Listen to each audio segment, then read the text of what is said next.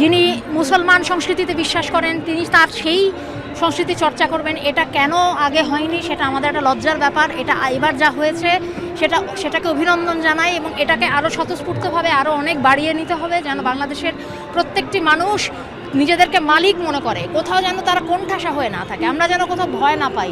এই যে আমাদের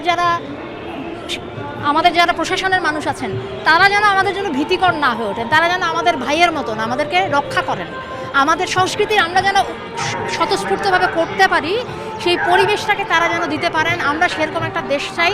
আমি মনে করি যে এবারে আমরা আরও সেই যাত্রাতে আমরা কিছুটা এগিয়েছি, কিন্তু আমাদের যাত্রা অনেক দূর এবং আমাদের যে স্বাধীনতার যে সংগ্রাম সেটা কিন্তু ৭১ বা ২৪-এ থেমে যায় না। সেটা প্রত্যেক দিন নতুন নতুন করে যাত্রা, নতুন নতুন সমস্যা, একটা কোনো জায়গায় আটকে থাকলে হবে না, নতুন অশুভ আসে তার মোকাবেলা করতে হবে। কাজে আমাদের সবার দেশ এটা, সবাই যেন সমানভাবে এখানে উপস্থিত থাকতে পারে।